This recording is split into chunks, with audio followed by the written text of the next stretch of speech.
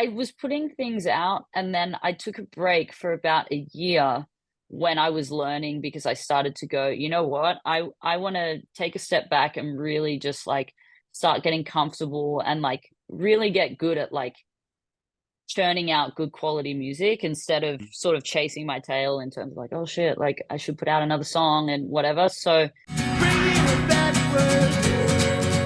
Hi, Sippy. How are you? good, how are you? I am great. I appreciate you doing this. Thank you very much for having me. Of course. My name's Adam, and this is about you and your journey in music. And we'll talk about the new record you just put out, and got some shows coming up as well. Yeah, for sure. Sounds good. Amazing. Originally from Sydney, is that what I saw? Are you currently there, or Yeah, are you in no, LA? I'm currently in LA, but Okay. originally from Sydney. I moved out here probably 2.5 years ago. So No, yeah, so I've been here for a little bit.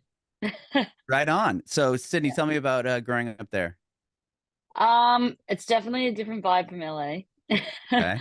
A lot more It's on the chill, a lot more. coast, right? Is it, or am Yeah, I? Yeah, yeah, okay. right on the coast. Yeah, it's kind of like the biggest city in Sydney, but I was out in the suburbs in a pretty quiet spot. Like we had like one neighbor. I was kind of on the bush, so there was like a lot of wildlife, very quiet. Yeah, kind of in the suburbs of Sydney, and was pretty much with my parents up until I moved to LA, who I'm very close with, but they were also traveling a lot, so I didn't Okay. really see them a hell of a lot. But yeah, it kind of came from the like from quiet suburbs of Sydney, and then threw myself into just below Hollywood in LA, which was a Quite a big different. adjustment. But I've moved Yeah. out of there now, but definitely a big adjustment for sure.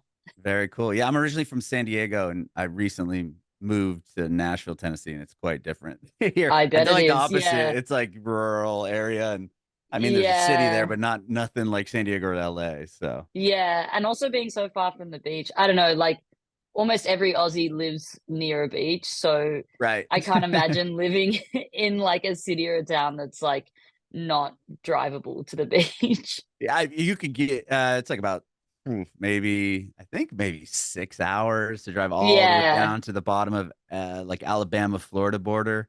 Yeah. Takes a minute, and that's just like the Gulf. It's not even if you go to the coastline. Yeah. Side. Yeah. So, yeah, quite a bit different. Yeah, for sure. For sure. Very cool. So, what about you said you're pretty close with your parents? Do you come from a Yeah. musical household at all, or you're the first person? Not like not from a I guess like a professional standpoint, but Okay. my parents love music. My dad very much always like we always had music on in the house. We still do. Like it's rare to be in our house and have it completely quiet. There's always someone who's got music on. My dad played a lot of it, like he played piano, and he just very much enjoyed, he was very much passionate about it and very much enjoyed music. Mhm. So I think that's where my passion for it came from.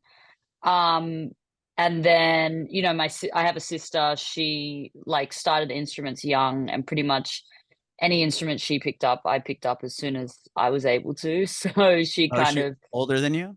yeah, she's older than me. So she started piano, and then a few years later I started piano, she started guitar, a few years later I started guitar. You know, it was kind of that. So it wasn't, you know, none of them, they all just did it for fun. It Mhm. was always just a passion sort of thing. My dad is definitely one of those people who's very passionate about music. Like you can just see it. He loves talking about it. He loves listening to music. My parents still go to, you know, music festivals, they go to live music all the time. So like they go, there's this festival in Australia called Blues Fest up near Byron Bay, and they would go every year with their friends, and I would go up there, but like I wouldn't go to the festival. I would just be like their driver. Like I would drive them into the festival, and then I would spend like the day, you know, in Byron Bay. Either usually it was like a break time for me, so I would just be like hanging out and just like doing my own thing, and then I'd pick them up at the end of the night, and they're all telling us about their favorite acts and what they love. So yeah, that's, I guess that's kind of where the passion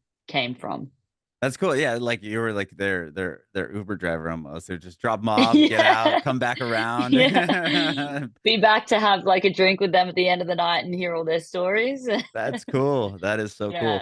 Yeah. You said you started piano and then guitar, and did you continue on with those instruments? Yeah, Because like I started piano maybe when I was about 7 years wow, old and played that all the way up until I was 18. And still, now I play it, but purely just for fun, like yeah. just for fun. I enjoy it. I picked up guitar.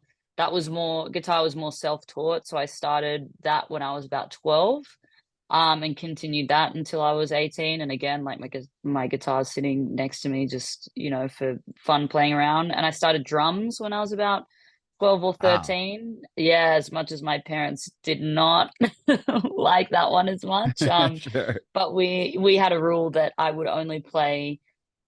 So I couldn't have a drum kit for the first few years, so I had to go into school early or stay late to practice in at the school drum kit. And then eventually I traded a basketball hoop for a drum kit with some kid. And Oh, that's a good deal. yeah, it was a great deal. And to be honest, the guy who I gave the basketball hoop to, he ended up being like he's now like a college basketball coach. So it kind He's of like in the NBA. yeah, like kind of worked out well for him too. But yeah, I could only play the drum. I was only allowed to practice when my parents weren't around. So I used to like race home from school and make sure I beat them home like to practice and all that sort of stuff. But yeah, so I definitely played them all up until I left school, which was about, like until I was 18 or so. And then I still, now I still play around with the guitar and piano, but I played piano at my friend's wedding and stuff, but I Oh wouldn't wow. say that, yeah, but I wouldn't say that I'm particularly excellent at any of them, but I enjoy it. Like I still love playing. I love that live element. So yeah, I still keep them around for sure. That's cool. With the Yeah. drums, it's funny. Your parents are like, you had to get a certain level before they let you come home, and just so Yeah, you they don't drive kind them of nuts in the beginning. yeah, they were like, we don't want to like sit here and have to listen to you banging on those terribly for yeah. But anyway, it kind of worked out well because it meant that if I wanted to do it, I had to really like commit to it. I had to go into school early or come home early and race my parents home, and I'd have half an hour to kind of bang it out. And by the time I remember when it happened, because there was one time, because I would always hear my parents come home, so then I would stop playing. But Okay. one time I obviously didn't hear them, and I came downstairs and remember seeing them, and my mum was like, "You're allowed to now practice when we're home." So obviously I Oh had wow, that's a gotten, huge moment, right? yeah, I must have gotten to the point where I was good enough and clean enough for them to be able to listen to it. But I feel bad for them because my drum kit was, I mean, by the end, my drum kit was always like a hodgepodge of whatever I could find because it was Uh-huh. like, I didn't pay a lot of money for it and I was a kid and my parents weren't exactly, my parents were supportive, but they weren't kind of, I was definitely, it was encouraged that we kind of work out what we Yeah. want. So they weren't out there buying me the Find like a brand two new thousand drum dollar kit. yeah Yeah, kid or so whatever. like, Sure. I was getting, and people always want to get rid of drum kits. So it's very easy to like, well, parents always want to I get was rid gonna of say drum parents, kits. their So kid plays yeah, it for 2 weeks and then they stop playing it. They're like, exactly. all right, let's get this thing out of the Yeah. house. So to make that drum kit sound listenable, like I definitely had put, I mean, I'd been playing for years by that point. So I think that was a moment where I was like, oh, like I'm actually like not too bad at this. That's cool. Did you play in Yeah. bands or anything, or ever jam with your sister or anything like that? Yeah, I had I mean at school I definitely started some bands when I was in school. And the only problem with the bands was because I played quite a few instruments, I always ended up just playing the instrument that no one else could play. Oh So yeah, they're like, I was okay, we need a almost bass player. Like, all right, I guess I I'll was do always a bass player. Why it. why are there not enough bass players? I don't know. But yeah, so I was usually something like that and I was like often like trying to write the songs. So like but yeah, I was in a band with a couple of girls in high school, which was pretty funny. And then I had like another band I kind of joined for a little bit, and then school bands I kind of tried to, I was in them a little bit, but it was usually more like the orchestral bands that they had, Mhm. which I never quite, it wasn't really what I got into. But by the end of high school, I was doing a lot of, like, I was writing a lot for bands. So Oh, wow. usually I would kind of like write myself into it. So like my final exams, like my final music exams, I had a piece where I was playing like a big band kind of swing band, big band piece. And so I kind of bought this piece of music and had to arrange it and kind of change it to work for the drummer to be kind of the centerpiece, because it was meant to be a performance piece for a drummer. So I kind of had to kind of rearrange it. And then we had like composition assignments that were like our final exams. So I had to Mhm. write final arrangements, and for whatever reason, I chose a 25-piece orchestra, which like why am I making my life so hard for myself? Which I don't know. Now it probably would have been easier, but then back then the technology in terms of you kind of had to. They had Sibelius, which is like a program where you can draw in all the notes, and it kind of plays you a Oh, fake sure. version of it. Okay, Yeah. yeah. Which I kind of started with, and then eventually was like, you know what, this is just easier to write it by hand because like the technology wasn't quite there. Uh-huh. So yeah, I was definitely like sort of in there constantly. I was constantly playing live music. I was always in some kind of band. Like I even had like a drumming ensemble that I was like a part Oh, of, rap. like that kind of thing. So which was always really interesting. But it was always more live. I didn't really understand the electronic element when I was in school. Mhm. And then when I left school, because, I didn't feel I was ever the best at any particular instrument. And, I wasn't, we had a really incredible like composer at my school. So I always felt like I was terrible at writing music. So I was kind of like, I'm not amazing at this. I love doing it, but I'm not amazing at it. So I'm just going to continue it as a passion. But Mhm. I never thought it would be a career. And Yeah, it's obviously very a ironic career. because, yeah, yeah. You So, said yeah.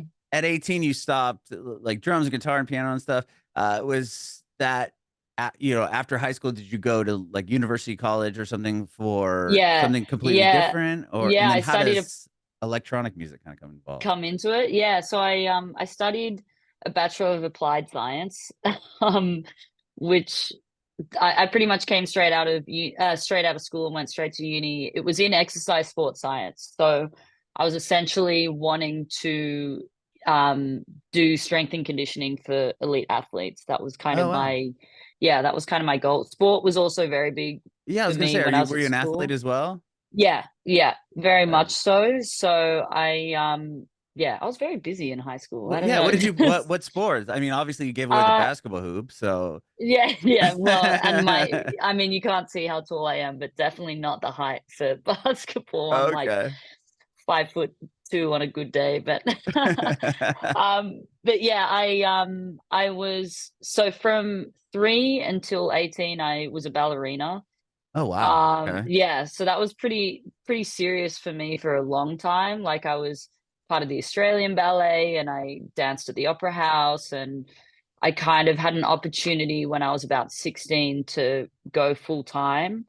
Um, like kind of go to a school that was kind of built for it. Yeah, anyway, which Mhm. I Yeah, didn't like end a up dance doing. school. Sure. Yeah, yeah. And then so that was kind of one of the big ones. And then I did, I guess Americans call it track, but like Oh, like athletics. yeah, So yeah, like track and yeah, field, so like run yeah, sprints and high sprints, jump yeah, and all that yeah, stuff. a Okay. lot of mostly like sprints and a little bit of like mid distance running. And that again, that was probably from when I was about 6 or 7 up until 18, and pretty serious as well. And then throughout, like I played soccer from about 5 until I was, 23 or something. And then, Wow. yeah, yeah. And then touch football from uh 12 until, I mean, I still play touch football when I can to this day. Oh, So really? Like flag yeah. football? Or Yeah, no? Yeah, okay. it's kind of like it's like rugby, but there's only 6 players on each side. And Okay. it's not tackle. Yeah. It's like a tag. So instead of pulling a tag, you just like Touch the literally person. touch each other and call it out. But yeah, so that's still something that I play. So definitely I kind of went out of school and went straight into this like uni degree, and which I very much enjoyed. But when I was at uni, I was missing music. I was Hmm. missing playing it all the time, and I was playing guitar at home and I was playing piano at home and that sort of thing, but it just wasn't really hitting the spot. And then I remember when I was about a year and a half into uni, I heard this song. It was the Hyper Paradise remix by Flume. Hmm. And I remember hearing that and just thinking, holy shit, like everything just kind of clicked for me in terms of like I was like, oh, he made this whole thing on his computer. Like he made the whole song, just himself. He didn't need to get a violinist to come in and record Hmm. it, and he didn't have to bring a whole band together. Like he did it all himself. So that's when I was like, oh, like I'd really love to just like learn how to do that just again for fun. Um anyway, I found a friend to start teaching me music production, and he was like, you have no idea about, and I was really bad with like I guess technology, and he was like, you have no idea what's going on. And so he kind of pushed me towards like, why don't you learn how to DJ first, get kind of comfortable with everything and some of the equipment. So I did this competition called Your Shot, where they essentially teach you how to DJ with no experience, and then they have like a showcase where you all kind of perform. You And just that play kind other of people's records and yeah, like just all other mixing people's and stuff? music. Okay. Yeah, it's like more just about like the DJ aspect. So that kind of got me into like learning how to DJ, and I kind of got scouted from there for a few like pretty reputable venues in Sydney. And that was kind of it. It still was like my passion, and I was like enjoying it. But it definitely very much like began to snowball pretty quickly, and there were a few times where I kind of put myself in positions of like, okay, like here's kind of an opportunity, or here's a way I can give myself like a bit of an opportunity to see if it's kind of the right path. And I guess every time that ended up being the way that everything fell. So yeah, it was almost completely by accident. I finished my uni degree. It was only 3 years. So I kind of got, I think 6 months into the end of it, I started being like, I want to see what this music thing is kind of about. I actually 6 months before I finished my degree, I went to some of the guys who actually ran Your Shot, and was like, look, I just want to get some work experience. I asked them if I could work for them for free, just to like understand the back end of music a little bit more. They were managing some artists, so I was like, maybe I might enjoy managing and whatever. So kind of worked for them as an intern for a few months, and then they kind of offered me an opportunity to open up. They wanted to open up a whole heap of DJ schools, that they wanted to bankroll it, they had the money for it, but they needed someone to actually Mhm. execute it. So as soon as I finished uni, I went straight into that job, kind of Wow. full time. Yeah, so it kind of like, I say it happened by accident. It's not that it was necessarily an accident, but it was just kind of like, I made a couple of opportunities for myself in terms of I want to see what this is about, and it all just kind of flowed in that direction, and yeah, it all just Yeah. seemed to kind of snowball, I guess. Well, yeah, obviously, I had the talent. I mean, to sign up for this competition and then to get booked, like paid gigs, I Yeah, would imagine you're probably like, "Oh, wow, this is cool." And then yeah. to keep happening, were you like you said it was snowballing, like it's DJ wise, but were you like interjecting your own songs in there? Like when did you start to really learn the like No, how to the produce your yeah, own stuff? the songs probably came. a few years later, I was definitely the whole I wouldn't say the whole time, because the first year I was really struggling with Ableton. Like I was really like, what the fuck is going on? But I think it was probably about a year after I first learnt to DJ that I started getting more like, I was getting my head around Ableton a little bit more.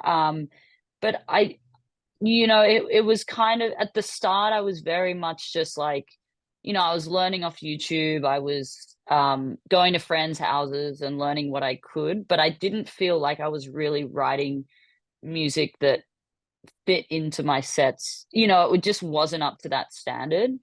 Mhm. I continued, I was always pushing and always learning, but I think it was probably around probably 2 or 3 years after I first started learning that, I started putting things on SoundCloud, and it started with kind of flips, and then it was like I would do little remixes where, people would do like remix competitions and they'd put out the stems and I would kind of like mess around with that. And or maybe, yeah, it was probably 2 years after that. And then after probably a year or so of that, I wanted to start taking it, like I'd kind of opened the schools. I did a year of opening the schools, and then I was about to do my next year just working in it kind of now they were up and running. And Like that's when I teaching people was, how to DJ or use the programs. Is that what you were yeah, doing? so I was running the whole thing. So like there are a few different states that we had. So it was like I essentially built the website so that people could come in and book Wow. their yeah, I mean I had a coder. I'm definitely cannot code, but like we were Yeah. designing the whole thing together. I would have to find these um venues for us to use. I like found builders and told them, I was like, this is what we need, and they kind of built these sound treated booths for me, and I would put them up myself. Like it was very hands to the ground. I would find, teachers in all different states. In Sydney, I would be teaching as well. Mhm. I wrote the syllabus. Like it was very just like, I don't know. I was young. I had energy. Like, Yeah, that sounds like so much, right? I yeah, mean, it you're was a basically building this whole thing, the whole yeah, company. yeah, it was an incredible learning experience, but looking back, I'm like, holy shit, like I don't know. But anyway, so yeah, it was that I was teaching at the same time, but teaching DJing, not any production thing at that point. Mhm. So I kind of did the first year, and then I was learning production, but I was really starting to be like, okay, I actually want to like head down, and the DJing's going well. I'm starting to learn to produce, and I'm starting to get the hang of it, and I was like, I really want to put my head down with it. So that's when I signed up to do Icon Collective Online, which is essentially like a music production school. It's based out of LA, but they have an online program. Mhm. So I signed up to do that, which is like at the time was a year course, and I was pretty much doing that while I was running these schools, and I was starting to DJ interstate as well. So that was a very full on year for sure. Yeah. Yeah, it was I was not sleeping much that year. Because also too, like I was trying to go to every class I could, and it was LA time. So there would be some that were like, you know, 3 o'clock in the morning my time. So I would kind of, do the day of work teaching people and doing all that. Then I would come home, and well, I had some other personal stuff, like some of my like family members were sick, so I'd go look after them. Then I would come to my house, do as much of the assignments I could until I was kind of falling asleep in my chair. And usually that's around 11 p.m. I'd go to sleep for 3-4 hours, wake up at 3 a.m. and get on the Skype calls and do Oh all my that. And then gosh. yeah, and then I'd have like, I don't know. I also did a whole heap of research into like kind of body hacking in terms of like, okay, how can I, if I'm only going to get this much sleep, I Yeah, how worked is out this if I, sustainable, right? yeah, I Yeah. worked out, okay, 20-minute nap at this time and this time, That's you'll some survive. discipline. Like, yeah, it was definitely a very full on year. I mean, I felt the effects of it like I bet. Oh my gosh. after the fact for sure. But yeah, so that was definitely when I did that course that very much like kind of helped me progress pretty quickly in terms of just like my skill. It was, yeah, it was definitely very helpful, that sort of thing. And then after that is when I really started to, consistently put out music, and it's, my kind of career as a producer started to build from there. Mhm. Did you put, I mean, you've done some huge records and you were on that Marshmello album, which is Yeah, wild. I mean, crazy. Yeah. like stuff like that. Like, were you, what, was there a moment or a song or something that happened that kind of drew more eyes on you? Or like, was it just like kind of a Um, slow progression, or not really slow? I mean, you've only been putting out your original yeah, stuff just via Spotify for 4 or 5 years. So it's like, yeah.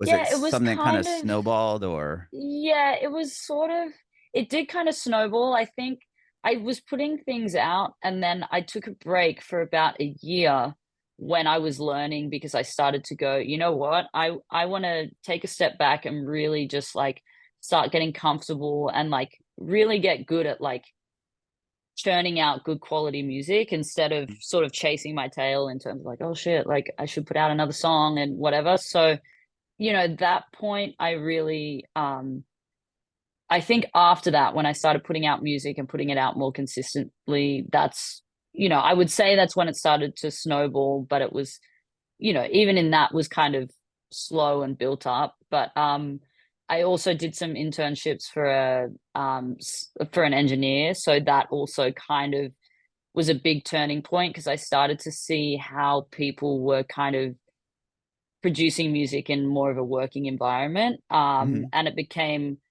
I started doing a little bit of producing for other people in that scenario. So that kind of got me better at sort of producing things at speed. And I was doing a few more like remix opportunities then that were, not remix competitions, like actual like paid remixes for other artists. So it was like, okay, like I had to start hitting deadlines and things like that.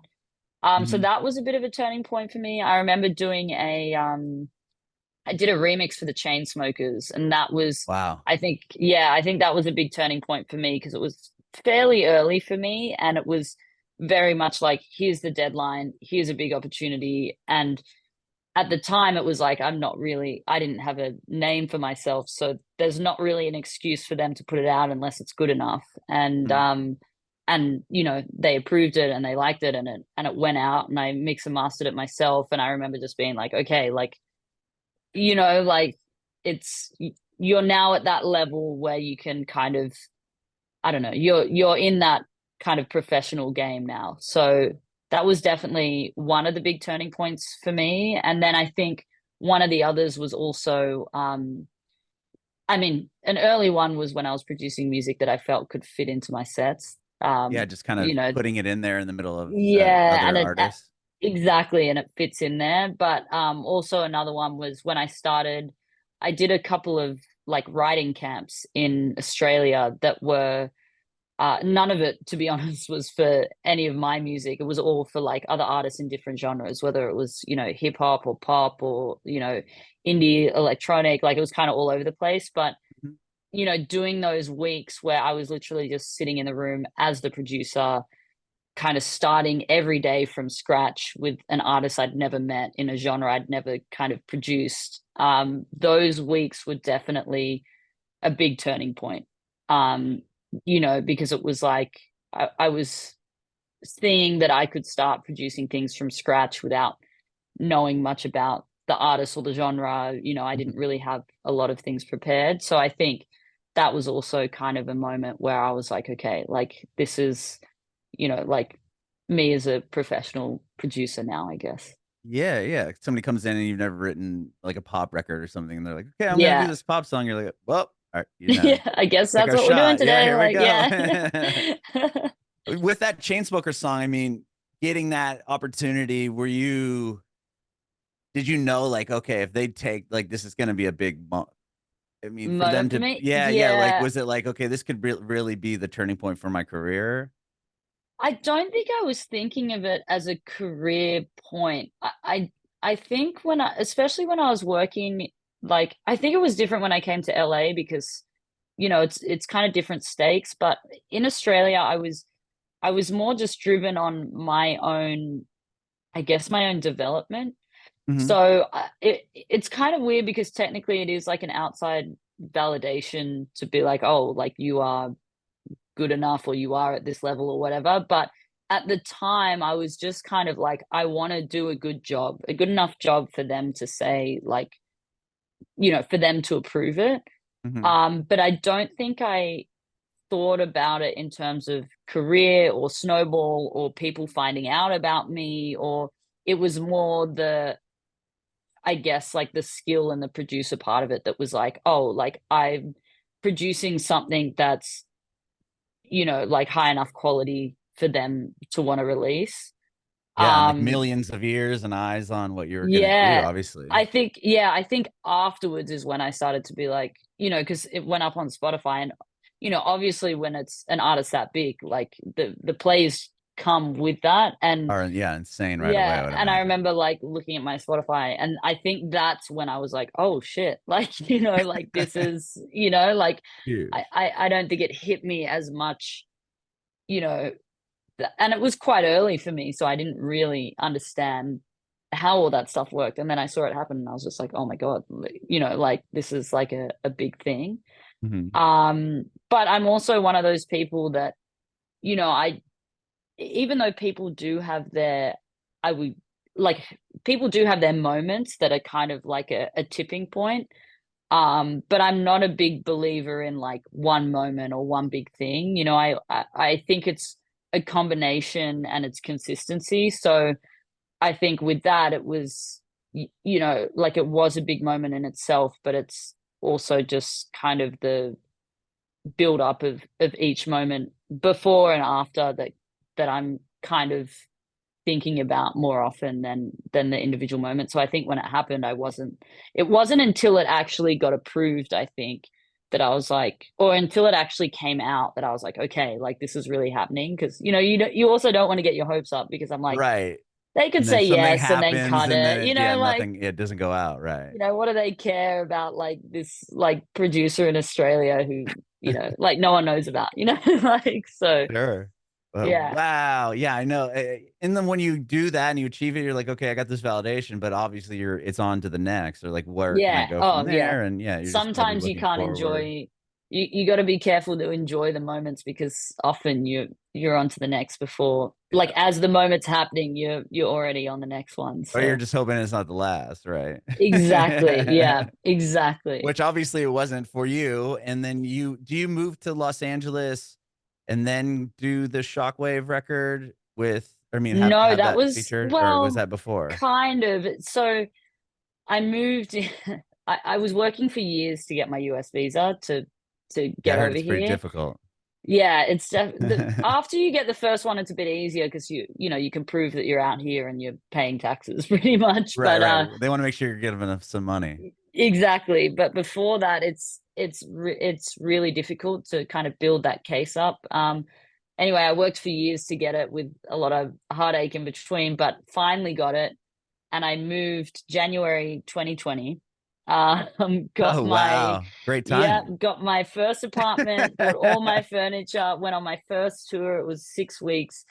And I remember because I bought this couch which cost nothing. Like, I don't know, I went on one of those cheap websites that Like a cost nothing. Craigslist or something, yeah. Yeah, it was terrible. It was the most uncomfortable couch ever. I sat on it twice.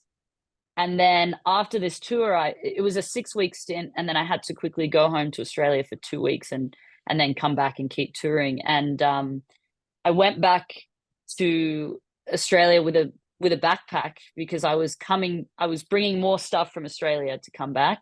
Yeah, you already had this And place secured. You're like, okay, I'll just go home yeah, for a bit, bring yeah, more of my stuff exactly. So to my new home. that was mid-February. I think I left to Australia, and I think 3 days or 4 days before I was meant to go back, there was rumblings of, this COVID thing is getting pretty serious. And then, a couple of days before I was meant to go, everything in America was in full, kind of Lockdown. locked down. And my manager was like, don't go back to the US, stay in Australia.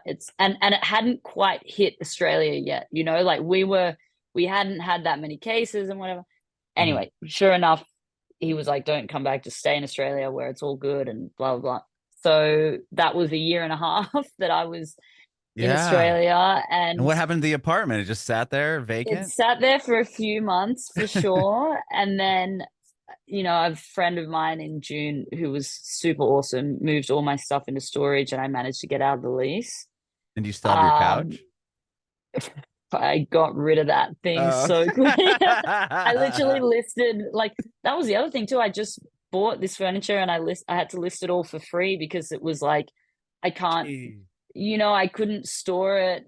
It It was a cost you lot to more to ask my store it friend. for, yeah, like Exactly. year and a So half or whatever. yeah, and I remember because I moved, I was like, this is the biggest investment I've ever made in my life. And then it was like gone. Like it just Damn. crazy. Anyway, so it was a year and a half that I was in Oz, which it actually was an incredible time for me because, obviously COVID was really hectic, but I was like surrounded by friends and family. I was super upset about what had happened career wise, but I was at home writing music all day, every day. Like that's all I did. Like from the moment I woke up in the morning to when I went to bed at night. So I'm actually grateful for that time too, because I also got a lot better at writing. I think I released the most music I've released in one year that year.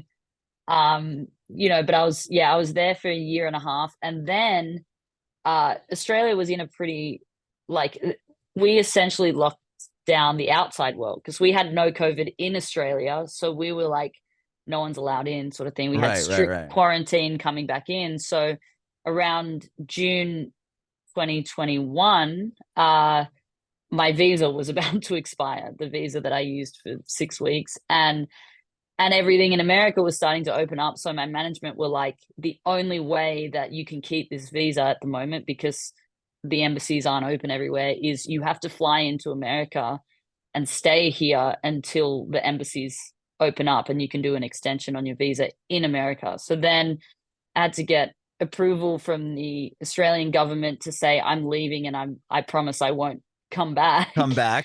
Yeah.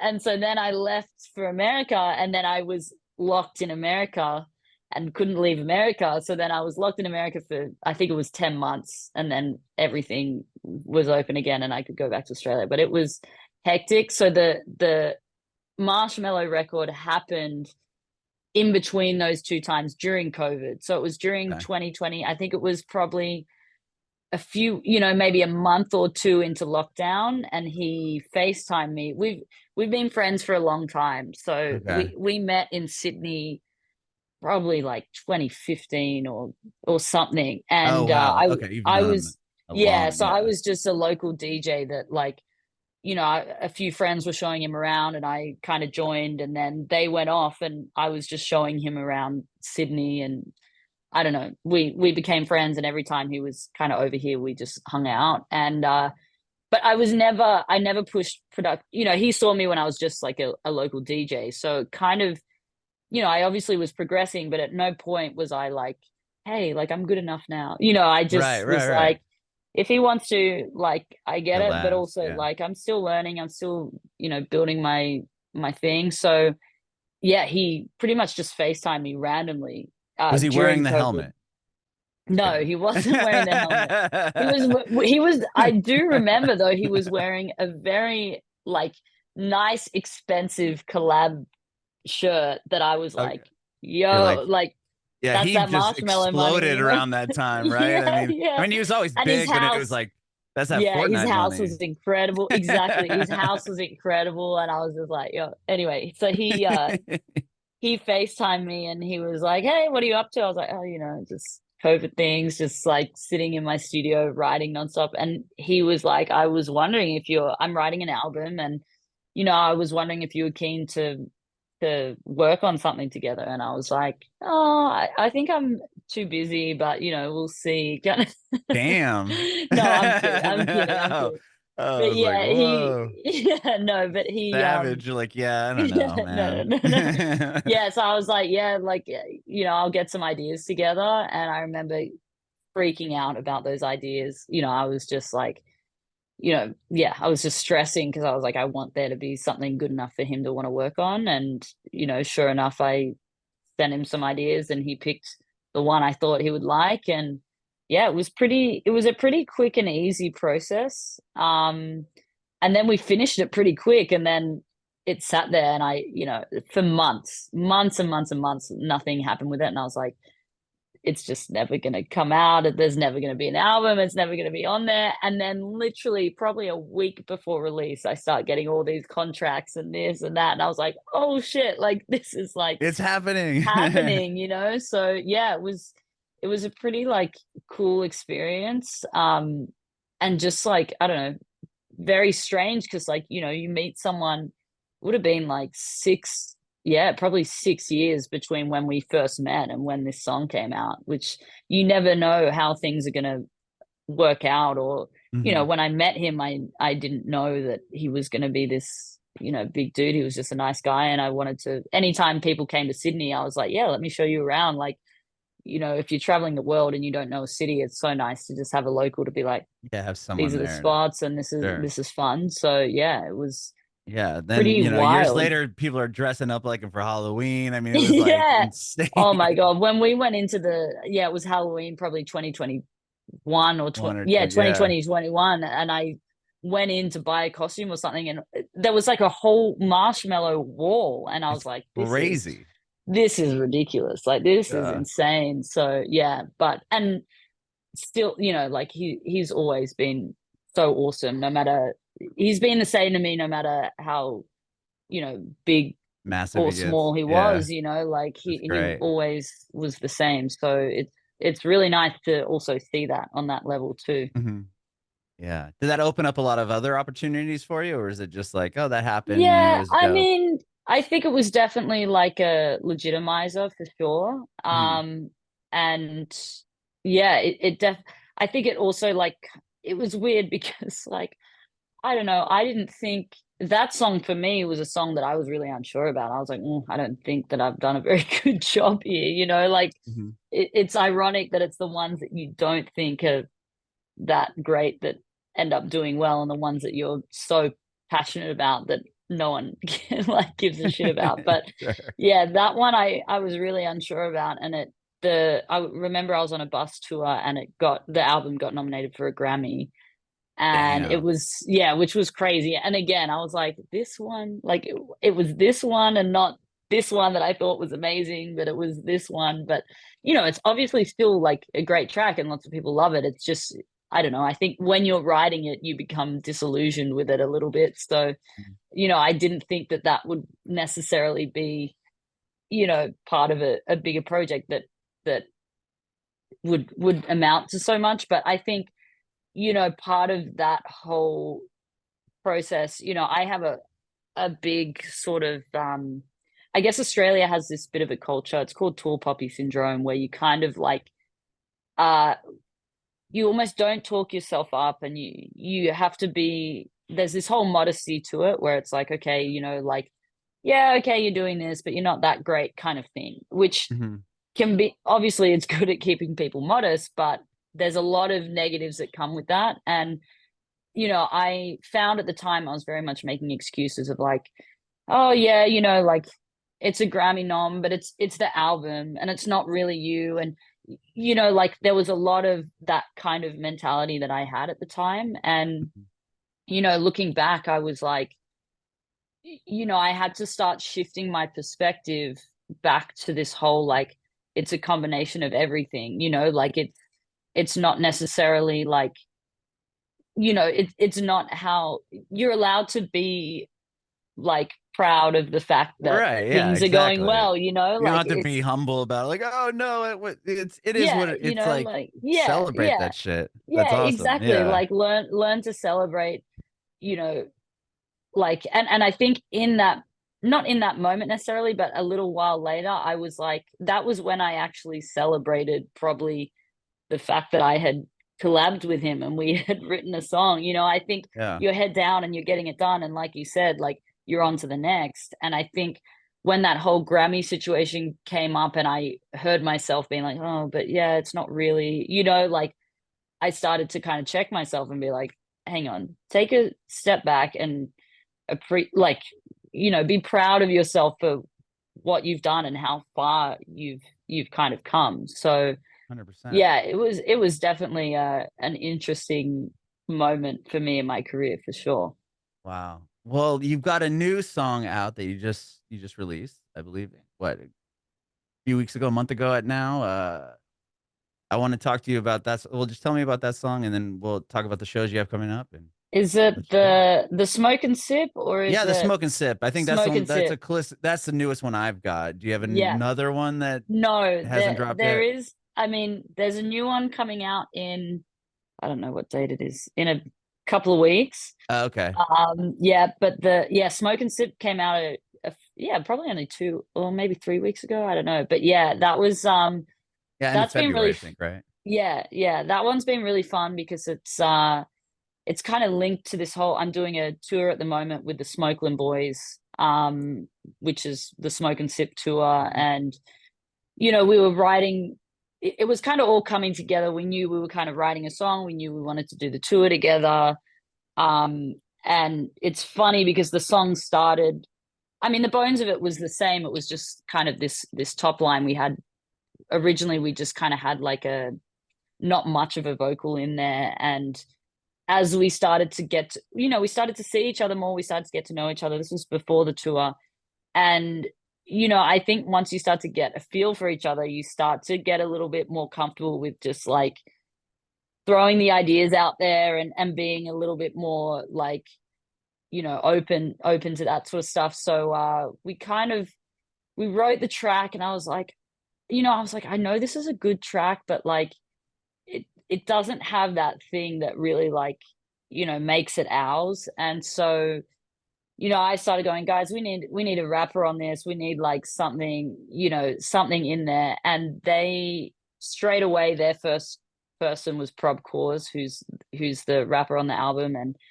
And they were like, he's gonna kill it, he's gonna kill it. And I was like, I know he will. Uh-huh. He did. And yeah, we just sent him the instrumental. And I was like, okay, so should we give him direction? Should we tell him what the thing is? And within a day or two, he sent us something back before I even got a response from, do we need to give him direction with this?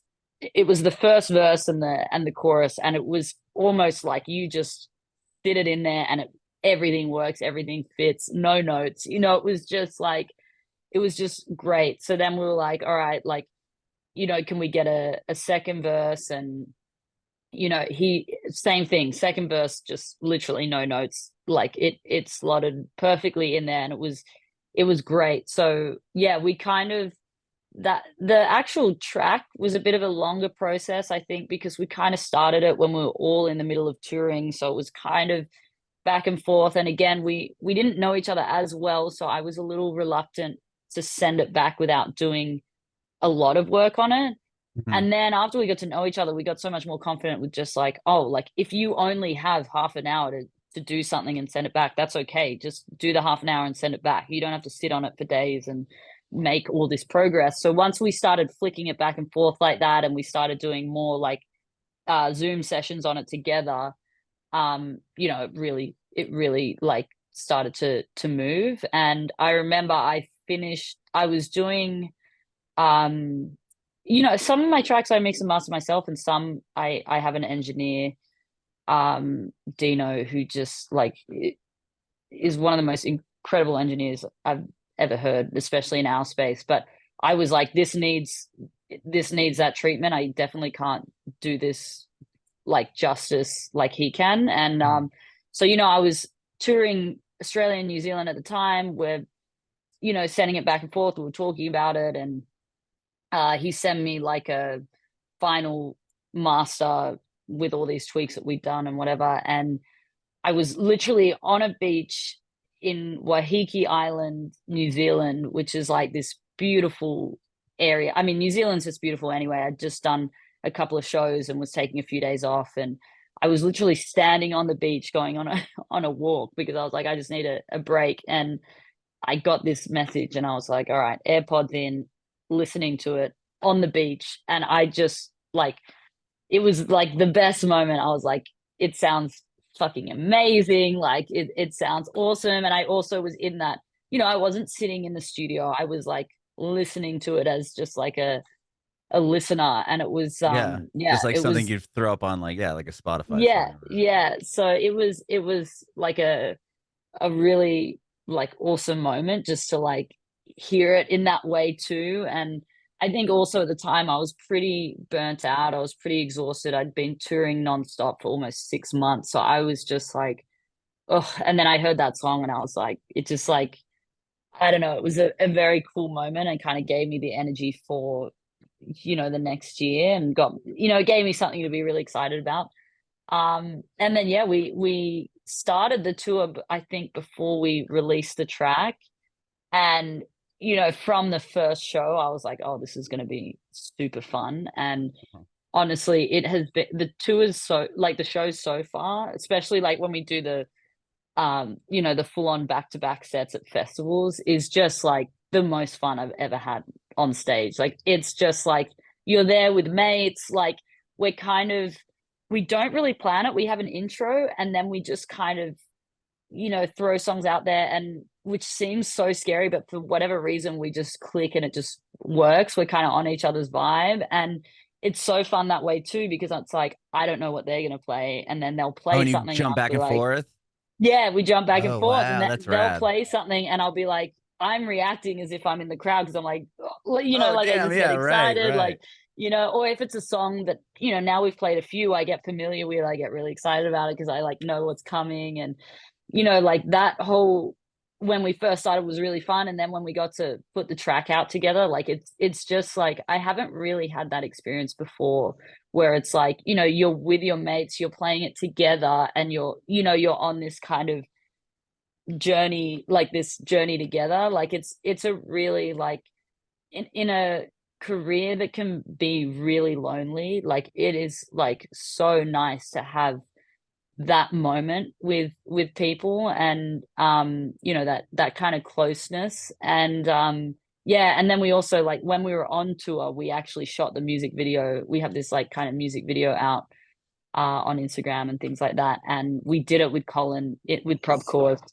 It was in Chicago and it was like so much fun filming it. It is the most like silly cracked out video clip of us just like being stupid. And it was like the whole process was so much fun. And I feel like you can hear that in the song. It's a very like fun, just bouncy, like, you know, yeah, fun bouncy Yeah. track that's It's a like, rad record. Yeah. I love it. yeah, it's like nothing too serious, just have some fun, like, and that's how it feels anytime we play it. Like it's that fun energy. So Amazing.